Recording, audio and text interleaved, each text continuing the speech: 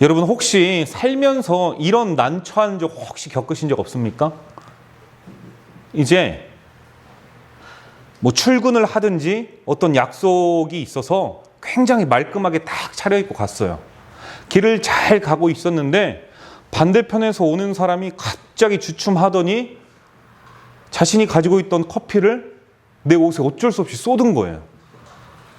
이런 경험 없으십니까? 정확히 이렇다고는 못하겠지만 이런 경우들은 있을 겁니다. 아니면 반대로 내가 길을 가고 있다가 나도 모르게 누군가에게 내가 커피를 가지고 있다 누군가의 옷에 이렇게 뭐 커피를 쏟거나 아니면 음식을 쏟거나, 그러니까 정확히 이때다라고는 말을 못하지만 이러한 경우들 있지 않으십니까? 여러분 그때 되면은 우리의 이 마음이 어떨까요? 심리적으로 내가 행한 경우라면 위축이 될 겁니다. 여러분 그런데요, 내가 행한 경우라고 했었을 때 만약 그 사람의 옷에 커피를 뿌렸다라고 했었을 때 그 청년이요, 만약에 여러분 소개팅이었다라고 생각해 보십시오. 그러면 그 청년의 눈에서는요 막 쌍심지를 막 켜고 분노가 막 일어날 거예요. 더군다나 우리 장로님이 굉장히 점잖으신데 만약에 그 자리에 누군가가 이렇게 쏟았어요. 근데 평소에 점잖았던 우리 장로님께서 알고 보니까 그날이 상견례예요. 어떻게 하시겠습니까? 아주 그냥 막 눈에서 레이저 나가죠. 여러분 이런 상황들이 있습니다. 여러분 이게요 만약 내가 겪었다면 당혹스러울 거고요 막 화도 날 거예요. 그런데 여러분 우리의 인생을 가만히 보고 있노라면 마치 이게 축소판 것 같다라는 겁니다. 우리의 일생이 어쩌면 계속 이와 같은 삶으로 반복이 되는 것 같아요. 여러분 우리가요 살아가면서 누군가에게 의도치 않은 상처를 주기도 하고요 또 이유도 모른 채 누군가로부터 내가 피해, 억울함, 이런 복잡 미묘한 감정들을 내가 당하기도 하고 받기도 합니다. 그런데 여러분 정말 중요한 것은요 사건, 사고 그 이후의 문제가 우리의 인생에 있어서 가장 중요하다는 거예요. 한문철 TV에 보면은요 이런 게 나와요. 보복운전. 보복운전을 해가지고 앞에 막 차를 딱 세워가지고 내려서 막 내려봐 하면서 둘이 막 싸우는 경우가 있어요. 그 순간 잠깐 참으면 되고 잠깐 꿀떡 참으면 되는데 그게 되지 않더라는 거예요. 이게 말이 쉽지 되지가 않습니다. 여러분 이게요 자기 성찰로 정말 많은 노력을 하시는 분들은 이게 가능하고요 그러지 않은 분들은 살아가는 대로 생각하기 때문에 이러한 평생 후회할 모습들을 마주하기도 합니다. 오늘 여호수아 20장은요 우리에게 도피성이라는 제도를, 도피성에 대해서 이야기를 하고 있는데요 이는 단순히 고대 이스라엘 법뿐만이 아니라 이게요 오늘을 살아가는 우리라면, 오늘을 살아가는 사람 모두라면은 누구나 마주하게 되는 인생의 예기치 못한 사고들, 그 사고 앞에서 어떻게 할 것인가. 그리고요 그 사고 앞에서 우리 하나님께서는 자신의 자녀들, 자신의 백성들을 외면하시는 분이 아니라 보호하시는 하나님이다. 이것을 매우 강력하게 이야기하는 게 바로 여호수아서 20장이에요. 여러분 이 여호수아 20장의 이 배열을 보세요. 지금까지 수많은 전쟁이 있었고요. 그리고 그 가운데에서 이제 땅까지 다 나누었습니다. 그리고 나서 가장 중요하게 이야기하는 게 바로 도피성이에요.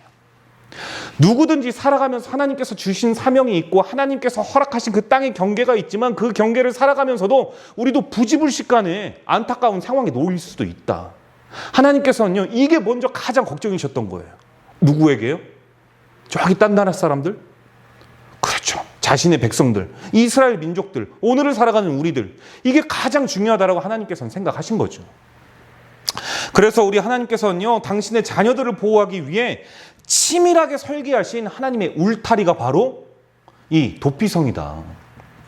오늘 말씀을 통해 가해자도 피해자도 아닌 하나님의 자녀인 우리 모두가 하나님의 이 위로와 하나님의 이 사랑을 받고 돌아가실 수 있기를 주님의 이름으로 축복합니다.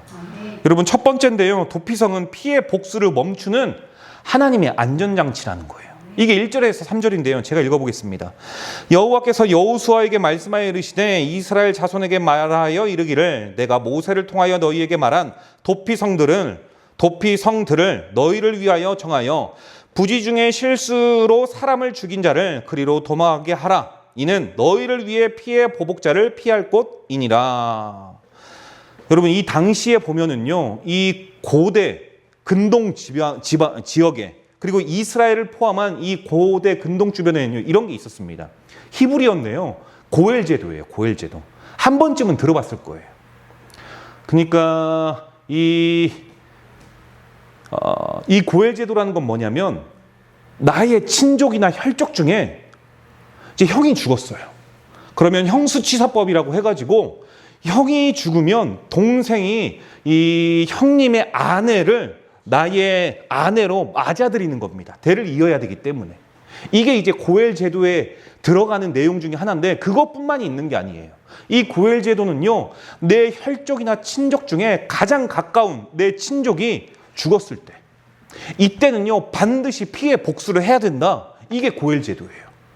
엄청나게 큰 이 바운더리 안에 이런 것들도 포함이 되어 있습니다. 여러분 그런데요, 이게요 그 당시에는 정의였어요. 그리고 이 당시에는 이게 문화였고요. 응당 이렇게 해야 된다라고 생각을 했어요. 우리가 잘 알고 있는 이 하무라비 법정과 동일하죠. 눈에는 눈, 이에는 이. 이것과 동일한 겁니다. 그러니까 친족의 기업을 무는 것은요 당연한 제도 중에 하나였어요. 그런데 문제는 여러분 부지 중에 살해한 자들이에요. 부지 중에. 그러니까 이거를 우리가 과실치사라고 이야기를 하는데 여러분 한번 생각해 보십시오. 사람을 죽이는 거는 절대 있어서도 안 될 거고 인생의 매뉴얼, 사람의 그 매뉴얼에는 누군가를 해하거나 죽인다라는 건 있을 수가 없는 거예요. 자살도 그렇지만 죽이는 것도 안 되는 거예요. 그런데 원치 않게 부득이하게 어쩔 수 없이 죽는 경우가 있잖아요. 뭐가 있을까요?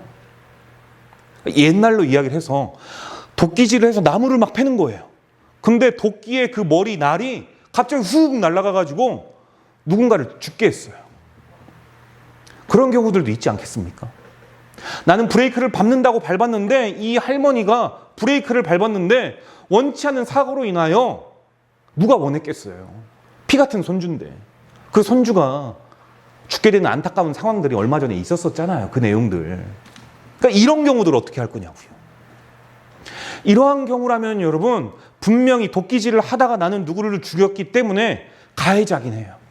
그런데 동시에 억울해요. 억울하지 않아요. 나는 가족을 먹여 살리기 위해 나무질을 했을 뿐인데 이걸로 인해 가지고 원치 않는 이 인명사고를 발생하게 했으니 돌아가신 분도 너무나도 안타깝고 참 황망하겠지만 내 의지와는 별개로 이렇게 된 상황인 나도 어처구니가 없는 거예요. 가해자임과 동시에 억울한 거죠. 근데 반대로 여러분 돌아가신 분의 가족들은 어떠겠어요? 미치고 팔짝 뛸 노릇이죠. 그런데요 고대에는 이때 고엘 제도가 있었다니까요. 가서 피해 보복을 해야 돼요. 억울하건 억울한 상황이건 부지불식간이건 이게 고이건 상관이 없는 거예요. 친족이라면 내 혈족이라면 당연히 이걸 갚아야 되는 게 이 당시에 문화이기 이전의 제도였다라는 거예요. 제도. 여러분 여기에서요 오늘 우리의 모습을 봅니다. 물론 오늘날 우리 사회에는요 이런 보복에 대한 제도는 없습니다. 제도는 없지만 이와 유사한 행태가 우리의 삶의 여러 공간에서 이루어지고 있어요. 얼마 전에 안타깝게 돌아가신 저희 아내가 정말 좋아하는 이성균이라는 배우가 있습니다. 마녀 사냥을 하죠. 막 중상모략 해가지고 거기에 악성 댓글을 막 답니다. 사람 하나 보내는 거 일도 아니더라고요. 그것뿐만이 아니에요. 어디 카카오톡이나 단체 카톡에 들어가가지고요. 한 사람의 실수를 가지고 막 그냥 가십거리로 막 해서 사람을 생매장시킵니다. 그래서 스스로 목숨을 잃게 만들기도 하죠. 이러한 모습이 어쩌면요 현대판 피해 보복과 같다라고 볼 수가 있습니다. 동시에 우리가 누군가의 실수 가운데에서도요, 상대방의 사정을 듣기도 전에 그냥 막 나만 피해자래요. 상대방의 이야기는 들어보려고 하지도 않고 억울하다고, 저 사람이 잘못됐다고 막 피해만 주장해요. 저 사람도 분명히 할 말은 있을 텐데 동시에 나만 영원한 피해자일 수는 없잖아요. 나도 원치 않는 상황 가운데의 가해자로 바뀔 수도 있는 거죠. 그때는 뭐예요? 미안하다. 이 한마디로 숨어버려요. 미안하다라는 그 말 한마디에 그 방패로 숨어가지고 이게 그냥 끝나기를 바라고 있죠. 그렇기 때문에 중요한 것은 내가 누군가로 인해 예기치 않은 상처를 받았을 때 복수의 칼날을 성도는 절대 휘두르면 안 된다는 거예요. 이걸 오늘 우리에게 말씀을 하고 있는 겁니다. 내가 직접 심판하려고 하면요, 여러분, 일단은 내가 하나님이 되는 거죠. 심판자는 우리 하나님이시잖아요. 그건 내가 또 다른 가해자가 되기 때문이기도 합니다. 억울할 수 있고 즉각 반응하고 싶습니다. 그런데 오히려 한 발짝 물러나면요, 그 문제를 기도라는 기도의 자리로 우리가 가지고 올 수가 있잖아요. 그러면 하나님께서는 확실히 갚아주시지 않겠습니까? 여러분, 하나님께서 억울한 자에 갚아주는 거는요, 어떻게 갚아주냐면 그 사람이 마치 내가 해코지한 것을 느끼지도 못하게 하나님께서는 하세요. 이러니 얼마나 좋아요. 여러분, 이게 얼마나 정말 현명한 복수입니까? 내가 저 사람을 죽이고 싶고 잘못됐으면 좋겠고 집이 무너졌으면 좋겠어. 그래서 내가 어떤 액션을 취했을 때 안 걸린 줄 알았어요. 그런데 이 집이 무너짐을 당한 그 당사자는 마치 나라는 거를 생각을 하고 있었어. 저 사람 이상하다. 뒤를 한번 캐보고 조사해보자. 그랬더니 딱 걸린 거예요. 이거 얼마나 억울해요. 그런데 우리 하나님 앞에 고하면은요, 우리 하나님께서는요, 나도 모르고 저 사람도 모르는 마치 자연스럽게 일어난 것 같은 상황을 하나님께서 연출하시지 않겠습니까? 그래서 나에게는 아무런 피해도 없이. 여러분, 우리 하나님이요, 그래서 심판자라는 거고요. 그래서 우리가 이러한 것들은 교회 안으로 가지고 오라는 거예요. 그럼 우리 하나님께서는요, 이 모든 것들을 아주 이성적으로 판단하셔가지고 여러분 삶의 고통의 문제를 매우 공의롭게 처리하실 겁니다. 여러분, 이게요, 다른 게 아니라 내려놓는 훈련입니다. 그 순간순간 바로바로 그 화를 참지 못하면 이건 훈련이 아니죠. 여러분, 이게 바로 더 내려놓음의 훈련임을 믿으시길 바랍니다. 내 영혼을 살리는 길이고요. 그래서 내려놓는 훈련은요, 그리고 내가 하나님 앞으로 나아갈 수 있는 기쁨의 훈련이기도 해요. 그래서 둘째 이야기를 하자면요, 대제사장의 죽음으로 얻게 된 참된 자유가 있다라는 거예요. 이게 4에서 6절인데요. 제가 한번 읽어보겠습니다. 이 성읍들 중에 하나에 도피하는 자는 그 성읍에 들어가는 문 어귀에 서서 그 성읍의 장로들의 귀에 자기의 사건을 말할 것이요, 그들은 그를 성읍에 받아들여 한 곳을 주어 자기들 중에 거주하게 하고 피해 보복자가 그의 뒤따라온다 할지라도 그들은 그 살인자를 그의 손에 내주지 말지니 이는 본래 미워함이 없이 부지 중에 그의 이웃을 죽였음이라. 그 살인자는 회중 앞에 서서 재판을 받을 때까지 또 그 당시 대제사장이 죽기까지 그 성읍에 거주하다가 그 후에 그 살인자는 그 성읍 곧 자기가 도망하여 나온 자기 성읍 자기 집으로 돌아갈지니라 하라 하시니라. 여러분, 그러니까요, 이 고엘 제도는요, 무슨 말을 하고 있는 거냐면 결국 누군가는 죽어야 끝난다는 거예요. 그러니까 그래서 피해 보복이라고 오늘 본문에 계속 피해 보복자를 이야기하고 있는 겁니다. 이게 얼마나 슬픈 전쟁이에요. 그래서 도피성이 매우 중요해요. 살아야 하고 살려야 하니까, 하나님의 입장에서는. 그런데 도피성에 들어간 사람이 심리적으로 육적으로 회복이 돼가지고 일평생 여기에 살 수는 없잖아요. 내 거처, 내 자녀, 내 가족이 있는 곳, 내 친구들이 있는 곳, 내 고향, 그곳에 돌아가야 되잖아요. 그런데 돌아갈 수가 없어요, 여러분. 언제 돌아가느냐? 아무 때나 돌아갈 수 있는 게 아니라 오늘 본문에 보니까요, 반드시 하나의 조건이 있는데 바로 대제사장이 죽어야만 갈 수 있대요. 여러분, 이거요, 생각해보면은 가해자나 피해자, 이거 모두가 가슴 아픈 법입니다. 피해자 가족들은요, 내 혈육을 죽인 자를 처단하기 위해 누군가의 죽음을 기다려야 되잖아요. 대제사장이라는. 가해자는 자신의 실수 때문에 아무런 죄도 없는 대제사장이 죽기까지를 또 기다려야 되는 거고. 그런데요, 이 슬픔의 법 속에는요, 하나님의 아주 깊은 사랑과 너무 깊은 지혜가 있어요, 여러분. 피는 피로 씻어야 한다. 이게 공의이면서도요, 여러분, 더 이상 보복이 일어나지 않게 하기 위해서. 이미 누군가 죽었잖아요. 내가 고이건 타이건, 물론 도피성은 부지불식간에 과실치사로 본의 아니게 나도 모르는 상황 가운데 죽었을 때만 가능한 곳인데, 그런데 어쨌든 누군가 죽었다. 그러면 그것을 무엇으로 갚아야 되냐? 피로 갚아야 돼요. 그게 누구예요? 대제사장이래요.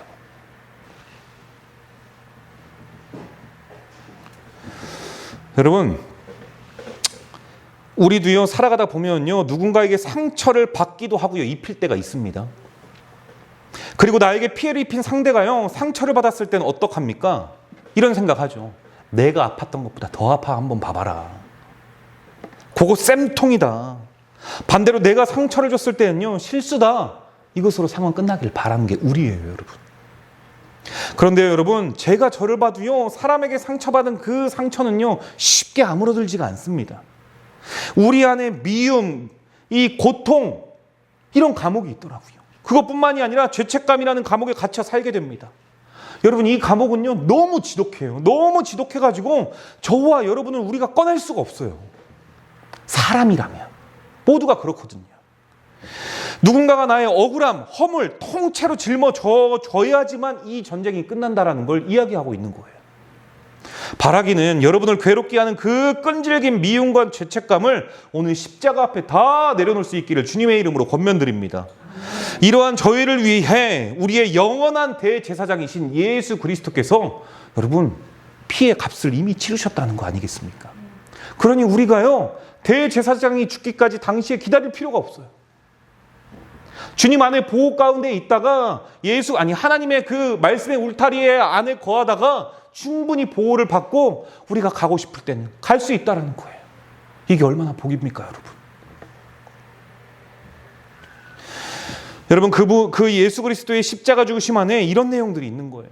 피해자에게는요, 너 그렇게 억울했지? 내가 그거 다 안다. 네 마음 다 알아. 우리 하나님께서 그렇게 다가오신다니까요. 이게요, 여러분, 만나는 사람은 알아요. 기도를 통해서 만난 사람은 확실히 알고요.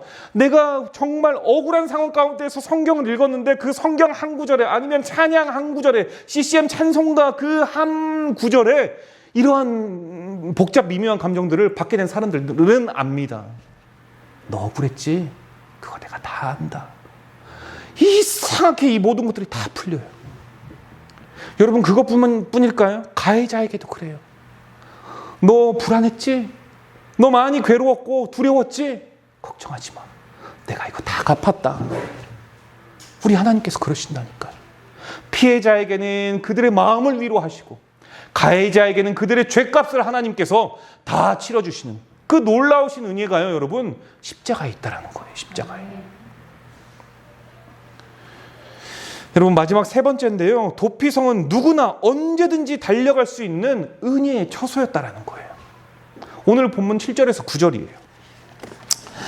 이에 그들이 납달리의 산지 갈릴리 게데스와 에브라임 산지의 세겜과 유다 산지의 기럇 아르바 곧 헤브론과 그리고 동쪽 요단 저쪽 르우벤 지파 중에서 평지 광야의 베셀과 갓 지파 중에 길르한 라목과 므낫세 지파 중에 바산 골란을 구별하였으니 이는 곧 이스라엘 모든 자손과 그들 중에 거류하는 거류민을 위하여 선정된 성읍들로서 누구든지 부지 중에 살인한 자가 그리로 도망하여 그가 회중 앞에 설 때까지 피해 보복자의 손에 죽지 아니하게 하기 위함이라. 여러분, 오늘 본문을 보니까요, 이 하나님께서 도피성을 만드시는데 두 부분으로 딱 나눠요. 어느 부분으로 나누냐? 요단 동편, 그리고 요단 서편. 그런데 이 나뉜 두 지역에는요, 3개씩의 도피성이 있었다라는 거예요. 여러분, 이 도피성이 무엇을 의미할까요? 도피성을 왜 6개로 뒀을까요? 여러분, 하나님의 완전수는 7입니다. 하나님께서는요, 7일 동안 세상을 창조하셨어요.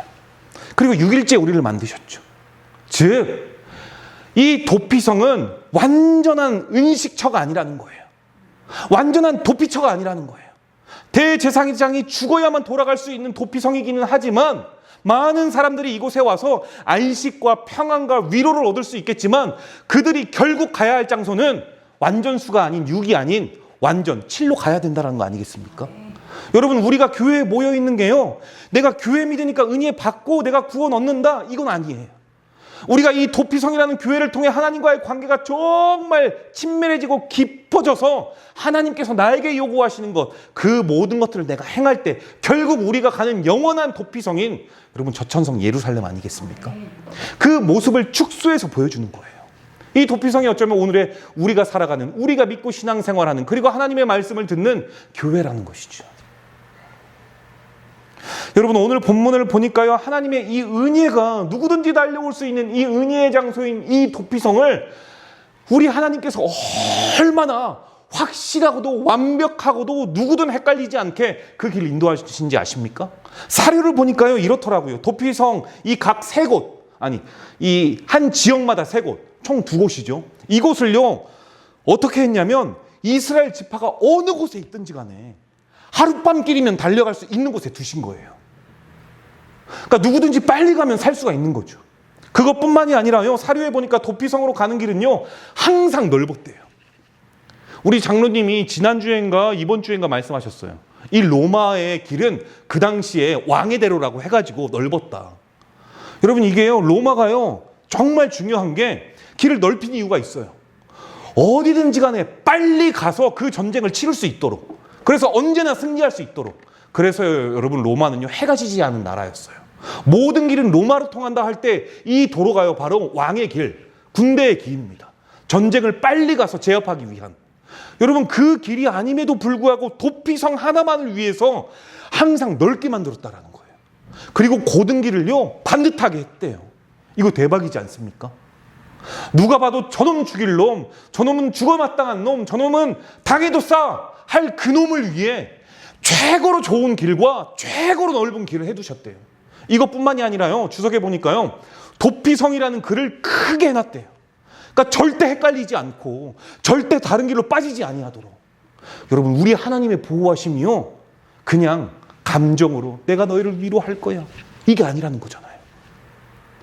확실하고 누구든지 명확하게 알 수 있고 누구든지 하나님의 그늘 아래에서 보호받을 수 있다라는 큰 글씨로, 큰 길로, 고든 길로 다 해놓은 거잖아요.